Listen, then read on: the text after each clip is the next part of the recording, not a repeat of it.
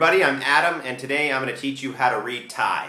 As I've said before, if you want to move on from a beginner's level to an intermediate or advanced level, learning how to read is essential. The reason it's essential is because you'll be able to read menus, read signs, read books, magazines, read subtitles on movies. And most importantly, you'll be able to use a dictionary to look up new words. Okay, the first thing you need to know in order to read Thai is that the Thai alphabet has 3 classes of consonants, namely high, middle, and low class. Today we're going to start from the middle class consonants. The first letter that we're going to learn today is a letter you probably are already familiar with, and that is gɔɔgai, gɔɔgai, gɔɔgai.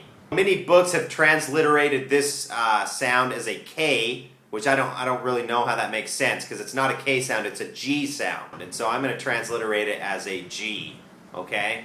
Gɔɔgai. Okay, every Thai letter will begin with the initial consonant sound, which in this case is a G sound, followed by an aw sound. Okay, I like to transliterate the aw sound with these backward C's. So you'll see those from here on out. The backward C's are a aw sound. Now this aw sound is not your typical American aw sound. Like if I were to say hot, aw, that's incorrect. It has to be more of a East Coast hot. Like if you were to have like a Boston accent, you say Boston or it's hot. That's probably a really bad Boston accent, but in Thai, it is that sound. It's the aw sound. After you've said the initial sound, followed by the aw sound, so in this case it'd be ga, it will be followed by a word that is associated with that letter. So in this case, gɔɔgai. The next word is gai, which means chicken. Every single Thai letter has a word that is associated with it. So if I were to spell my name in a Thai manner, I would have to say A apple, D dog, A apple, M monkey. Okay, the next letter is jaw jan, jaw jan. Now it's the same format as gɔɔgai. It's a J sound followed by an aw sound, jaw, which actually the word jaw means a screen, like your jaw computer is your computer screen. And then the word that is associated with the J sound, with the jaw sound, is jan, which means plate, okay? Jaw jan, jaw jan. Okay, the next letter is daw dek, daw dek. Okay, this is a D sound, okay? Just like your everyday D that you say in English, daw dek. The associated word is dek, which means child, okay, or kid.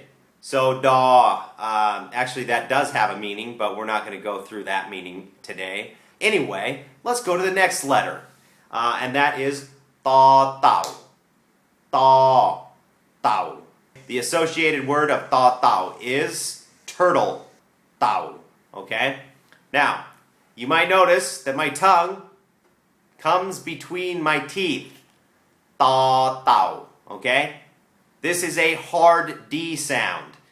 And in reality, we don't have this sound in English. A lot of people will say that it's the same sound as the sound if you were to say the word stop. That sound after the S is similar to a thaw tau sound, but it's not. It's not stop, it's stop. In reality, a thaw tau, you need to take your tongue and put it under your top teeth and make a D sound from there. Taw tau, taw tau. Okay, it's very important to distinguish between the taw tau and the daw dek sounds because there's so many words that sound similar between the two. If I say dat with a daw dek, dat pom, that means to curl your hair, to get a perm basically. Whereas if I say tat pom with a taw tau, tat pom, that means to cut your hair. And so obviously, you don't want to go into a barber shop and say that you want to get a perm as opposed to saying you want to get your hair cut. So if I say daw, that's a D sound. If I say thaw, thaw, you see my tongue? Thaw, that's a taw tau. So you've got tat, tat, tat, and you've got dat, dat. dot. Okay?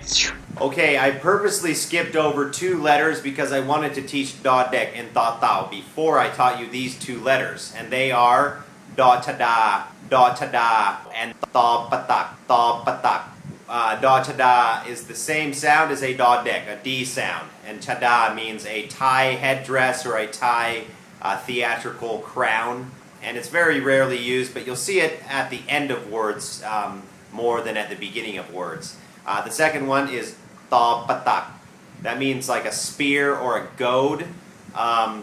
Again, not as commonly used as tao, but has the same sound as tao. Okay, the next letter is maai, which means leaf, okay? It's a B sound. It actually has to be a soft B sound. Maai. If you pronounce it as a hard B sound, it becomes the next letter, which is blah. Blah is fish. I like to transliterate this as a BP, which denotes a hard B sound. Blah. Oftentimes you'll hear Thai people just say ba without the L sound in the word. Ba. Because a lot of times in colloquial Thai, they do not pronounce L's and R's if they're in the middle of words. They just say ba, okay? So if someone's spelling a word for you and they say ba, that's what it is. It's ba. Now, the difference between these two is pretty subtle. It's just a little popping of the lips. So if I'm going to say maai with a soft B, my lips are not going to pop. They're not going to have a sound. It's just going to be maai, ba. Whereas ba, that has a pop sound to it. It's a hard B, okay? Ba. Okay, it's just as important to distinguish between a maai and a blah as it is to distinguish between a dodek and a tao, okay? For example, if I say ba with a soft B, a maai, ba, that means shoulder, ba. Whereas if I say it with a hard B and say ba, you hear that? There's a little pop sound, ba. That becomes forest. Okay, it's hard to distinguish between these two at first, but with practice you'll be able to do it. Okay, the last letter of the day and the last middle consonant is aang. Okay, aang means a basin, a bowl, or a tub, or a sink. You'll hear this word pretty often. Now, the important thing about aang is it's actually a place marker for many words. When a word starts with a vowel sound, the aang will be the place marker for that sound. So in the word aang, the aang is acting as a consonant place marker for the sala'a, which is this vowel here. And of course, aang is a vowel as well, and that vowel sound is of course aw. If I were to transcribe the sound aw, I would write it aang. The first aang would be acting as a consonant place marker for the vowel aang. So the second aang would be that sound, that aw sound. So this reads aw.